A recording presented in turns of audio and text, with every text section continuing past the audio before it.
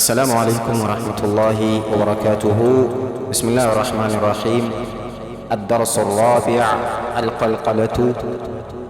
في هذا الدرس إن شاء الله ننظر كتاب تجويد القرآن الدرس الرابع إن شاء الله بزي كفل بالله فقاد من ملكته أردتني كفل ككتاب تجويد القرآن إن ملكته لمالته.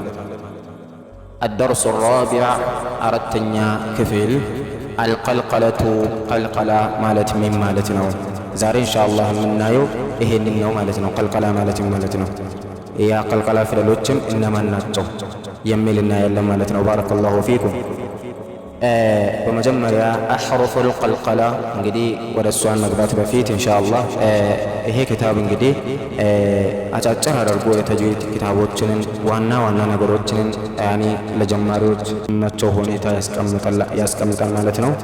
أحرف القلقلة انجدي هي قلقلة في الوج عندنا قاف ولتنيا طا سوستنيا با አራተኛ ጂም አምስተኛ ዳል እነኚህ አምስት ፊደሎች ናቸው። መጅሙዓቱን ተሰብስቦ እናገኛታለን ፊ ቁጥብ ጀዲን ያኒ በዚህ ሁለት ቃላቶች ቁጥብ ጀዲን በሚል እናገኛታለን ማለት ነው።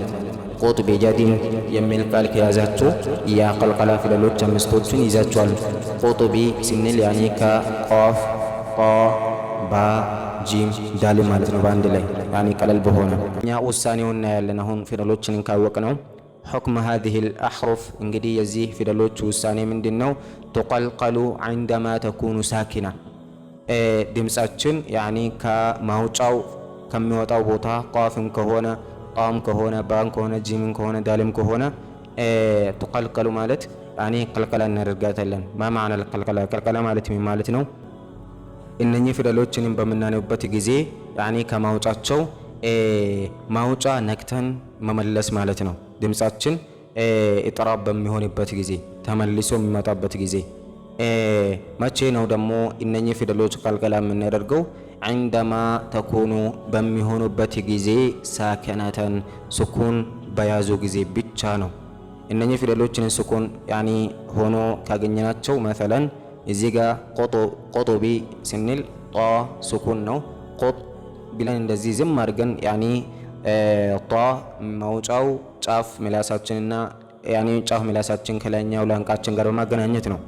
ባረከላሁ ፊኩም لذلك ቆጥ ቢጀዲን ሳይሆን ጫፍ ምላሳችን ላይኛው ላንቃችን ነክቶ እዛ አይቀርም ማለት ነው። ቆጣ ብለን እንደዚህ ነክተን መመለስ ማለት ነው። مثلا أب يعني قاف كهونا أقو همزة فتحة قاف سكون أقو سنل بلن بزاو يعني أقصى اللسان لينو رلم موتاو مجرشاو ملاسات شلينو قاف موتاو كلاينو لان قاتشن غالو مغنيات مالتنا بلن همزة فتحة قاف سكون بلن قاف بزاو موتاو كقلوفنو አይሆንም ማለት ነው። እነኛ አምስት ፊደሎችን ከማውጫቸው ነክተን መመለስ አቆ ታችኛው ምላሳችን ላይኛው ላንካችን ቃፍም ሱኩን በምናደርግበት ጊዜ ነክቶ ነው የሚመለሰው ማለት ነው። ጣም ከሆነ አጦ همዛ ፈትሐ ጣ ሱኩን አጦ ጫፍ ምላስ ላይኛው ላንካችን ነክቶ ይመለሳል ማለት ነው። ባም ከሆነ አበ همዛ ፈትሐ ባ ሱኩን አበ ሁለቱ ከንፈራችን ተነክቶ ይመለሳሉ ይከፈታሉ በዛው ማለት ነው። ከዛ በኋላ አበ ያኒ አበ ይሰጡናል። እነኚህ ፊደሉ መጨረሻ ላይ የምናገኛት ቀልቀላት ይባላለች ማለት ነው። አደ ያኒ እነኚህ አምስት ፊደሎችን ቁርአን በምናነብበት ጊዜ ሱኩን ሆኖ ካገኘናቸው مثلا في وسط الكلمة መካከለኛው ቃል ላይ وفي آخرها ቁርአን ላይ በዚህ ሁለት ነገሮች በዚህ ሁለት ቃላቶች ላይ ነው የሚመጡት። መካከል ላይ እንደዛ መጨረሻ ላይ መጀመሪያ ላይ አይመጡም ማለት ነው። እንደዛም وعند الوقف عليها بالسكون ፊደሎችን ያኒ እነኚህ ፊደሎች አምስቶቹ ላይ በምንቆምበት ጊዜ وعند الوقف عليها وعند الوقف ማለት ያኒ በምንቆምበት ጊዜ عليها እነኚህ ፊደሎች ላይ በሱኩን ማለት ነው። مثلا أمثلة في وسط الكلمة أمثلة ማለት ምሳሌዎች في وسط الكلمة መካከለኛው ቃል ላይ مثلا القاف እንወስዳለን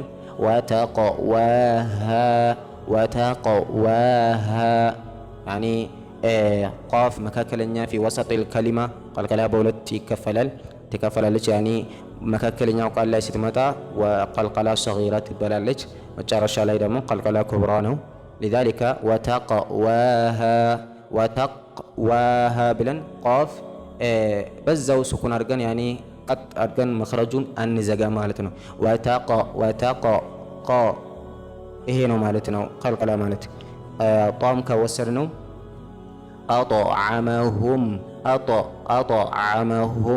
አጥዓመሁም አናደርግም ማለት ነው። ያኔ ምሳሌዎችን የምናይበት ጊዜ እንደዚህ አናደርግም እንዴት እናደርጋለን የሚል ነገር ልንማርበት ነው። አብ ጠሮ እንደዛም የባ ምሳሌ አልአብ ጠሮ አልአብ ተር አናደርግም። እነኚህ አምስት ፊደሎችን በደንብ ያዟቸው። ቁርአን በምታነቡበት ጊዜ እነኚህ አምስት ፊደሎችን ካገኛችሁ ልክ በዚህ መሰረት ነው የምታነቡት ማለት ነው። መካከለኛ ላይ በሚመጡበት ጊዜ አልአብ ተር አብ የጅዓል የጅ አናደርግም። የጅዓል ዳልም እንደዛ የድኹሉና አናደርግም። የድ አያችሁ የድኹሉና ባረከላሁ ፊኩም። አምሲለቱን ምሳሌው ፊ አኺሪል ከሊማ መጨረሻው ቃል ላይ ደግሞ መሰለን ለም የሊድ ወለም ዩለድ ለም የሊድ ስንል ለም የሊድ ወለም ዩለድ አንልም ማለት ነው። ያኒ ለም የሊድ ወለም ዩለድ አንልም። ለም የሊድ ልክ እንደዚህ ያኒ መጨረሻ ላይ የሆነ ድምፅ ማውጣት አለብን ማለት ነው። ወለም ዩለድ አያችሁ መርሐባን። እንደዛም ደግሞ አምሲለቱን ምሳሌ عند الوقف በምንቆምበት ጊዜ على الأحرف بالساكن بالسكون። እንደዛም ደግሞ አምሲለቱ ምሳሌ عند الوقف በምንቆምበት ጊዜ على الحرف እነኚህ አምስት ፊደሎች ላይ በምንቆምበት ጊዜ بالسكون ሱኩን አድርገን مثلا الفلق ቃፍ ከስራ ነው ያለው። ስንቆምበት ደግሞ ፈለቆ ሱኩን አድርገን ነው የምናቆመው። በዛ ጊዜ ምን እናደርጋለን? ቀልቀላ እናደርጋታለን ማለት ነው። አያ ባለውበት ጊዜ ሐረካም ቢኖርም ያኒ ምን እናደርጋለን? እነኚህ አምስት ፊደሎችን የቀልቀላ ፊደሎችን ምን እናደርጋለን? ቀልቀላ አድርገን ፈለቅ አንልም ማለት ነው። ተመልከቱ። ፈለቆ ሙሒጥ አንልም። ከሰብ አንልም። ከሰብ አልቡሩጅ አንልም። አልቡሩጅ አልመጂድ አንልም። አልመጂድ ኢንሻአላሁ ተባረከሁ ወተዓላ። ኢንሻአላህ ደርሳችን እዚህ ላይ ይቆማል። አራተኛ ደርስ በቀጣይ አምስተኛ ደርስ እስከምንገናኝ ፊ አማኒላህ ወሰላሙ አለይኩም ወረሕመቱላሂ ወበረካቱሁ።